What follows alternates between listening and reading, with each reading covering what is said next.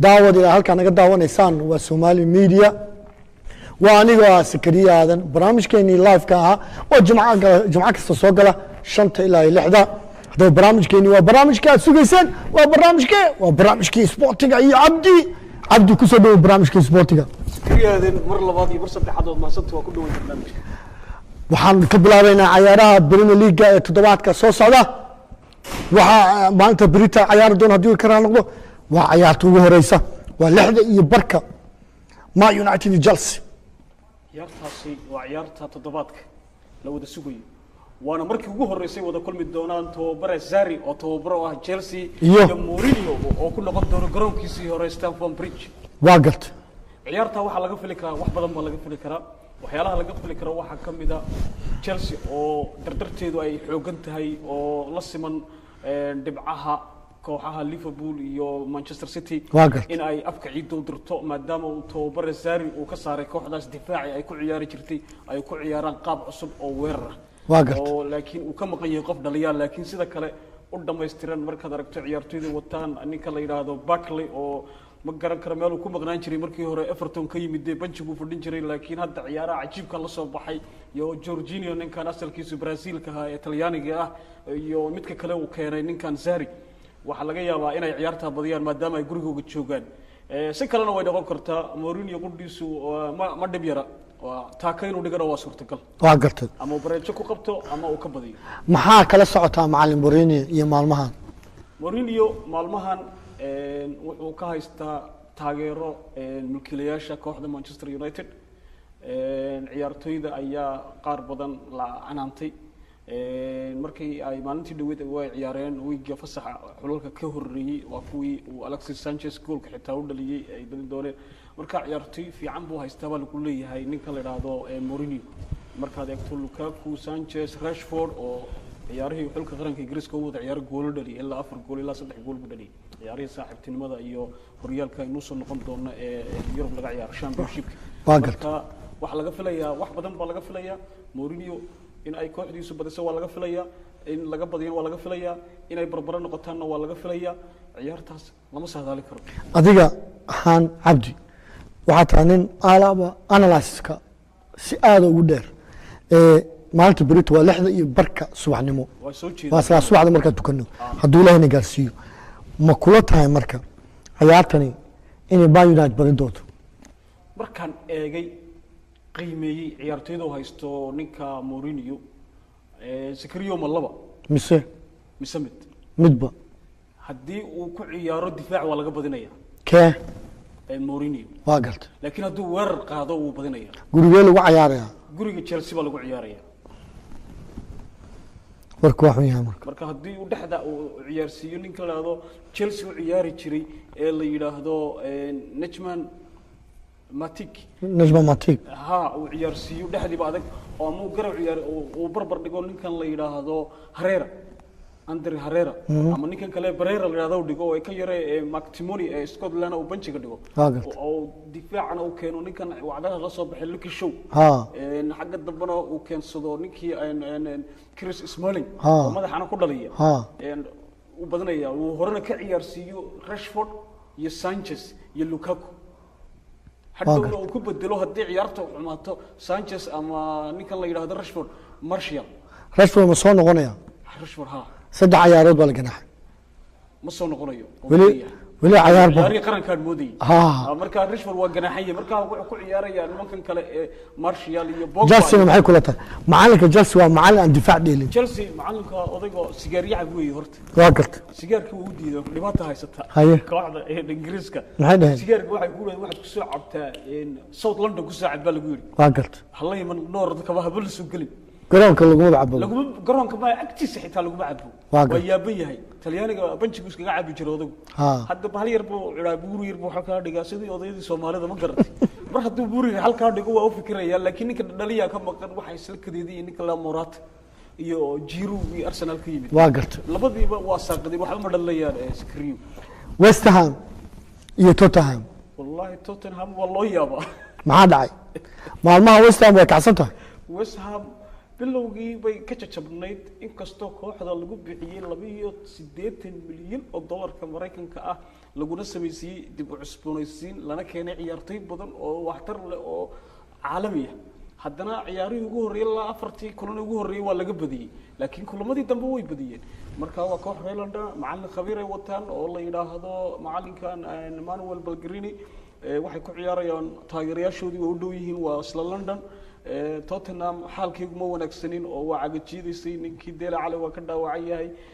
sidii hore maaha oo tababaraha waxaad moodaa kooxdii inay yar iyo jabaan mar haddii aan suuqi dad looga keenin kooxda oo ay suuqa gelin inay suuqan January dad raadsado ayaa ila qurux badan aniga talada kooxdaas in lahaa laakiin koox isku xidhan baahid laakiin waa ku adagtahay ciyaartu bir waxa sheegtay in ciyaartoy aad fara badan ay dhaawac yihiin dhaawac haddii soo noqono kooxdaas si aad u taageerto Liverpool iyo la ciyaaraysaa Liverpool waxa haysataa masiibo xagga dhaawaca baa haysata waxa la ciyaaray wiigii hore 2 jeer baa la ciyaaray xulalka qaramada oo waxa la yiraahdaa international break baa la yiraahdaa kii ka horeeyna September 15 waynu ciyaarnay waa galta ka kale inoo dhimanna waxaan ciyaaraynaa November 15 haye Liverpool waxa ka dhaawacmay rag xidiga halisa halbowlayaashii ninkii difaaca u ciyaarayay Holland matchkii Holland iyo Germany ku dhaawacmay waa la socdaa Koeman oo ah tababaraha kooxda Barcelona kooxda xulka qaranka Holland Koeman Ronald Koeman waana raggii koobkii ugu horeeyay Champions League ee Barcelona qaaday waa ninkii u qaaday wala socdaa ka ciyaari rag badan baan garanay dadka daawanay Koeman xitaa waxa jirtay nin uu darbad u laagay ku dhifto dhinto garoonka laga qaaday waa ku garanay 1990 haye ويرها وريها وأكبر ولا صعطاي نير وقت تاريخ ما كسر كين سنة عادي ما بقرت هيه وصار ودري waxa loo diray meesha iyo Anfield Gronkii in dhaawaciisa leego wuxuu ka cabanayay dhabarkaas laga hayay muddo horeba markii dambe waa ka soo noqday ciyaartooyga kale Real Masar oo hadda ciyaartiisa hoos u dhac weyn ku yimid Mohamed Salah hoos u dhac weyn baa ku yimid xitaa qiimihiisii bas dhacay shalay Liverpool waxay soo proposal gareysay iibisada intuuna suuqa ka sii xumaan ninka inay gadaan Mohamed Salah Real ama in Barcelona wararka oo ka soo baxaya wargeyska Liverpool Echo ay kooxdu leedahay inay gadaan bay rabaan maxaa dhacay ciyaartiisii waa hoos dhacday marka waxay rabaan inay sidii Coutinho lacag ka sameeyaan profit oo ciyaartoy kale la yimaadaan ninkaasina wuxuu ku soo dhaaway xulkii Masar inkastoo uu shalay tababarka galay oo kooxda la qaatay aan arkay haddana uma malaynayo inuu la safi doono waxa kale oo dhaawacmay ciyaartoy kale oo muhiim ah oo reegiinaya oo la yiraahdo Naby Kat kaasi wuxuu ka dhaawacmay muruq baa qabtay waxa ciyaaraya xulka Guinea iyo xulka Rwanda waxa la waayay wax lagu qaado xitaa Afrika sir wala xambaaray ما حتى Soomaaliya haysatay bahayra lagu qaado iyo waxa ciyaaradu markii dhaawacto lagu qaado iyo dawo waxba iska daayay gool hayihii baa qaaday dhafarka la saar wala xamaal rag bas guud oo Soomaaliya dhanta maashu waa ibr Afrika oo dhan bas ka sidaas ninkaasina ciyaartoy muhiim u ahaana waa ka maqan yahay waxa kale oo ka maqan ciyaartoy kale oo isna wacdara dhigay oo la yiraahdo Sadio Mane wala socona wala qalayba isu dhiga maqnaani gacanta laga qalay suulka laga qalay maxaa ku dhacay ciyaarihii qaramada Afrika xulka Senegal uu badin doono ciyaartii uu ka badin doono dalka Suudaan baa soo jibisay kaara maxaa gacanta uga dhacay gacanta mid fuul culo Suudaan ku istaagay haye suulka jabay haye isagana waa la soo tarxeelay waxa la keenay London Liverpool marka dhakhtarka dhaawaca kooxda waa buuxa dhakhtarka dhaawaca doctor badan baa hadda loo yeero baa ugu maqnaanaya asna wuxuu maqnaanaya ilaa 3 toddobaad kiita wuxuu maqnaanaya 3 toddobaad Mohamed Salah uu ku soo noqday traininga lama garanayo laakiin ciyaartoydu Zakriyo kooxdu waxa la ciyaaraysaa koox yar bay la ciyaaraysaa tomorrow waa kooxda horyaalka ugu hooseysa waa garan Huddersfield Town baa la dhahaa waxa wata ama Bruno David Ranger baa wata David Ranger no nin club is yaqaanaan waana nin isku German ay yihiin waa garana una la soo shaqeeyay tababar ku xigeen buu ahaa marka wuxuu qaranayaa pressure-ka iyo tactic-kada uu ku ciyaaro ninkan la yiraahdo macallin club taas baa wari ku haysa ninka odayga laakiin hadday noqoto ciyaartoyda bedelkooga waa hayaa xagga difaaca waxaa tegaya ninka dheer ee reer Cameroon ee dhaawaca ahaan jiray ka soo kacay Joel Matip ayaa gelaya waxaa sidoo kale diyaar ah ninka reer Croatia ee ciyaaraha adduunka wacdaraha ka dhigay Dejan Lovren oo isaga qudhiisu Barcelona rabto waxaa meesha dhexdii jooga ninkii reer Brazil ee xulka qaranka Brazil maalintii dhaweyd ay Argentina kaga badiyeen caasimadda Riyadh ee Sacuudi Carabiya ninka u ciyaaraya ee la yiraahdo Fabinho laakiin ninkaas wuxuu u ciyaaray kooxda Liverpool 102 daqiiqo kaliya tartamada oo dhan wuxuuna ku soo galay bedelo iyo qaar lagu bilaabay laakiin Premier League wali laguma bilaabin waxa uu haystaa janiskiisa marka macallin Caleb Shirki maanta uu ka hadlayay ayaa la weydiiyay ninka odayga wuxuu yiraahday uu ciyaarta janiskiisa uu qaato si fiican u qaato sida Andy Robertson oo kale oo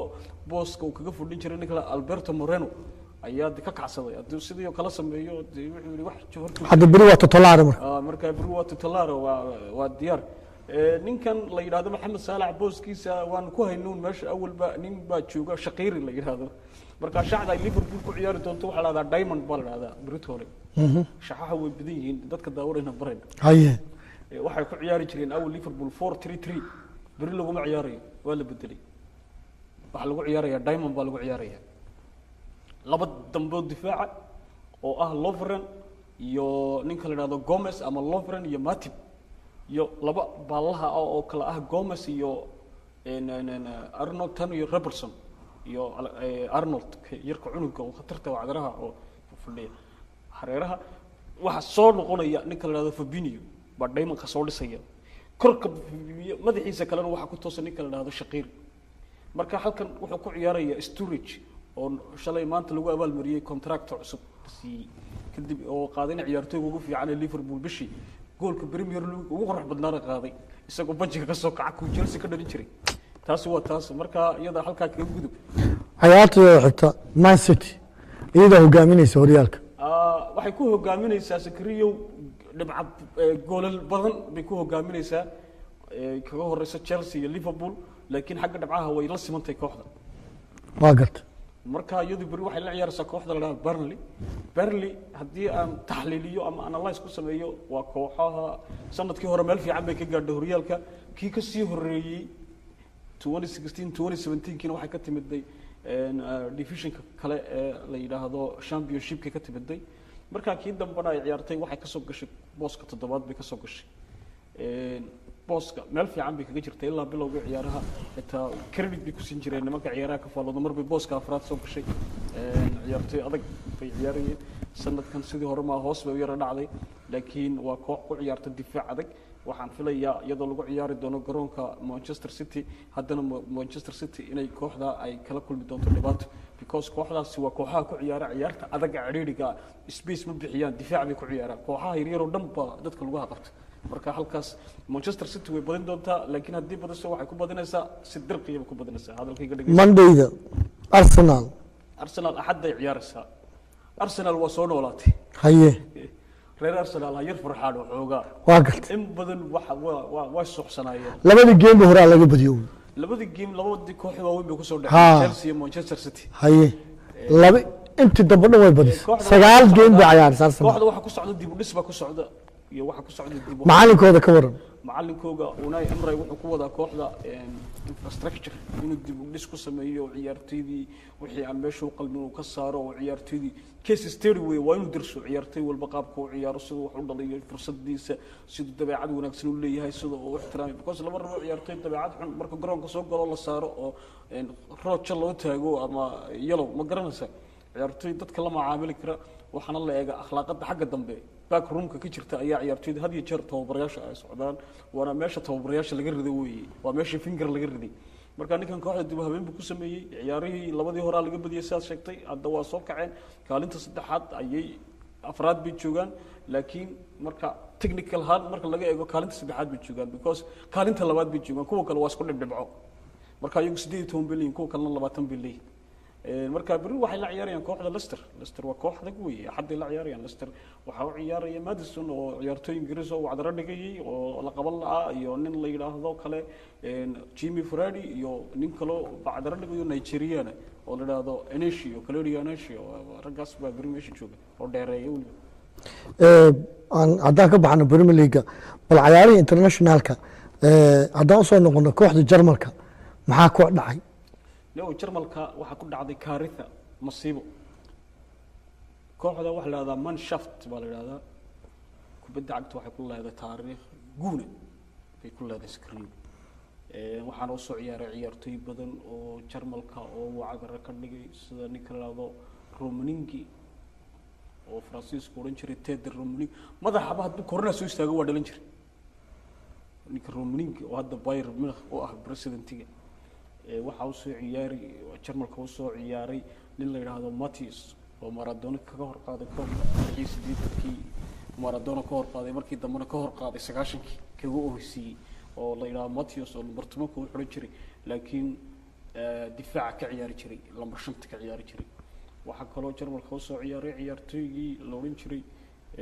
hadda goolasha Miroslav Klose Oliver Bierhoff oo tababar ku xigeen waa macalinka hadda Joachim Löw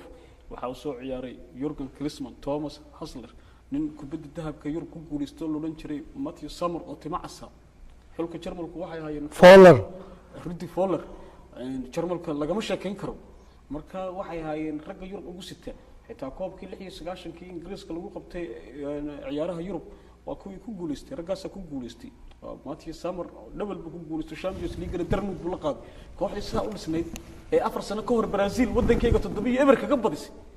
سكريو ولا لا يميل الله ميل عربي جاندقين هولن بالله يعني عيار صاحبتنا هولن وليدتي اورانيو اورانيو هولن ويليدتي ما ليدن وعيات ما حد ما شيغي ciyaaraha kamay muuqan caalamka waxa ugu dambeysay Holland markii ay finalka timid 2010kii koobkii lagu qabtay qaaradda Afrika ka bacdi Holland lama arag koob Afrikana kama koob Yurubna koob Yurubna kama soo qayb galin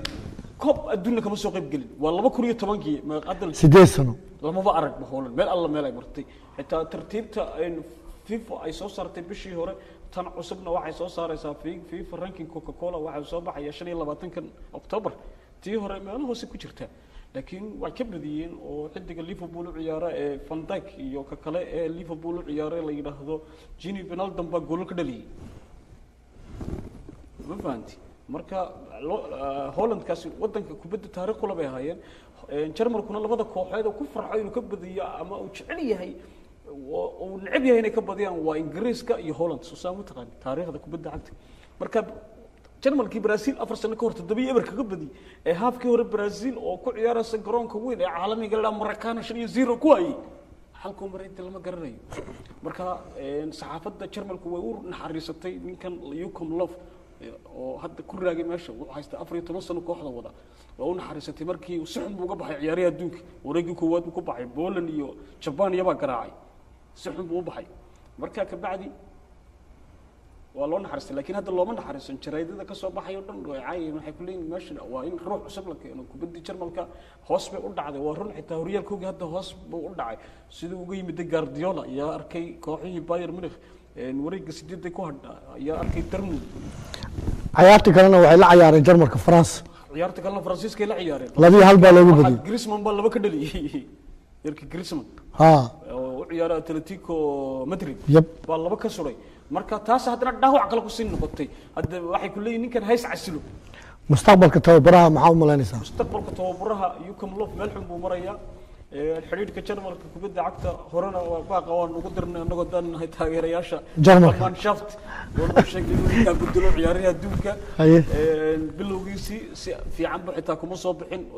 si tacbaan buu ku soo baxay ciyaartii lagu yaqaanay geometriga hayd ba ka maqan xisaab ciyaaraan ma jarjaraan iyagu dhag marka wixii dhan ba dhibdhac yimid ciyaartay badan oo fiican ba jirtay oo hibe Ilaahay u siiyay oo Jarmalka akademiyad fiican billiin oo caruurta laga soo kiciyo wixii dhan ma jiraan Zakari aanu noqono La Liga Barcelona iyo Real Madrid maxaa qabsaday horta tababaraha Real Madrid waxa la yiraahdaa Laporte waa ninkii laga casilay xulka qaranka Spain hal maalin ka hor ciyaarihii adduunka intaanay bilaabmin oo xilkaas haystay muddo 6 sano buu kooxda qaranka ee Spain tababaraha ciyaartooyda wada Real u yahayna waa ciyaartooydii qaranka Spain waa rag is khilaafsan waa Ramos iyo Asensio iyo waxyaalaha iska caynkaas laakiin kubadda Spain awal xarakaad ma lahayn jir laakiin sanadka waxaad badayna xarakaad leedahay anigu waan daawada kama maqnaada ciyaarahooda ciyaaraha oo shanta horyaal ee waaweyn laga ciyaaro ma gafo waana shaqo tagaa waa shaqaystaa mana gafo kuwaas waa gartay marka laakiin liiga hadda bay la yimaadeen waxaa la yaaban yahay Ronaldo ka tagay iyagaa hogaamin jiray Barcelona ama Real Madrid koox cusub oon hore u maqal waxda Alaves baa wadata Alaves maxay tahay Alaves waa kooxaha xagga dambe ku jiri haye xag iyo khitaafa iyo haye waxa magacyada khifaata iyo waxa hadda maqasho xagga hore ku jiray hadda kooxda ugu horeysa waa Alaves waxa ku xigta Sevilla waa koox adag waa gartay waxa ku xigta Atletico Madrid waxa ku xigta Barcelona oo bil kasta ciyaartay ibsatay ninkii dhaqaaqaba gadatay hadda Barcelona waxay rabaan inay bedelaan Suarez bay hadda haystaan ay canaanayaan ay leeyihiin dib u dhaca waxa lagu keenay lambar 9 ma fasaxayna koox yar oo iska bilaa qaystaan baa jirto Liverpool la yiraahdo Firmino in la yiraahdo soo socdaan oo maanta sidaab garanay haye ay leeyihiin ninkaas aan rabnaa oo waxa maxaa dhacay waay sabab waxay ku leeyihiin 3 jir buu noqday booskaas ka dhimanay wax noo dhaliyo ma hayno wuu daalay ku leeyahay si fiican markay soo cunay saci wala la istiday markuu irbaana marka ragii waxba waa sheegi laayihiin kaalinta Real kaalinta shanaad ku jirta tababaraha kooxdan la yiraahdo Barcelona Ernesto Valverde warning buu haystaa game kana dib badin way waa baxay Real Madridna waa baxay Zeraada Talyaaniga Zeraada de koox baa iska haysata la yiraahdo cajuusata la yiraahdo Talyaaniga Juventus awal waxa haysan jiray koox la yiraahdo AC Milan oo waqtiyo ahayd ay ciyaari jireen George Weah madaxweynaha noqday nin Marco Simone loo dhinjiro kabacay cad ku ciyaari jiray Franco Baresi iyo Maldini iyo Donadoni ha Berlis ragcaynkaas Dinosof iyo ciyaalka garanmayaan ragcaynkaas jiri ma gartay oo Kakayo baa xitaa iyo Jinchenko iyo Hernan Crespo iyo waxba hadda soo maray kooxda maxaa hadda haysta iyaga Juve baa ugu hogaaminaysa baa meesha iska haysata الله إلهي كوحدة يرد رقاقة سوى نابولي هذا نابولي يسمى الواحد معلن لوجد جينا بابا دي واحد بكرة قطوسو نلا يرى هذا معلن لوجد جي هو عياتوه هنجا وتاجر جري مركز قطوسو معلن لوجد كان كلوري تاجر قطوسو وكل حدا كعياري بونس ليجا جرمك يو كاس واحد كوي مدي هو صدع وين بكوي مدي ما ولا دعوة ده أول بلا ما داون جري واحد لما ما حيسين جري بايرن مونخ حاجة داون جري أول بيو يترمون دورتموند هذا بايرن مونخ واحد لا عيار كوح لا إلى هذا فرانكفورت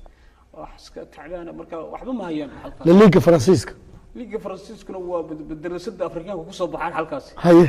عيارتويد مركي دون تصور عن أفريقيا كسر تهريبان وحي مادام فرانسيسكا مركي مادام نول بروح ولا صباح هي بدي ولا هيسي حرف الديس واحد مقاش سكريه وبعجسده نيكي دبقه الماء يركسو بدبادي شرعيga lagu siiyay waqt kuwa kale oo waxa jira markay halka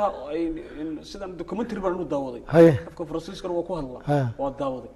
macnaha waxa weeyaan meesha ay soo galeen baba cajiib mar haday meesha soo galaan waxay yiraahdaan ciyaartoy baan jiro ciyaaraha ka soo dhax baxaan sheekada waa cajiibka badan la toddobaadka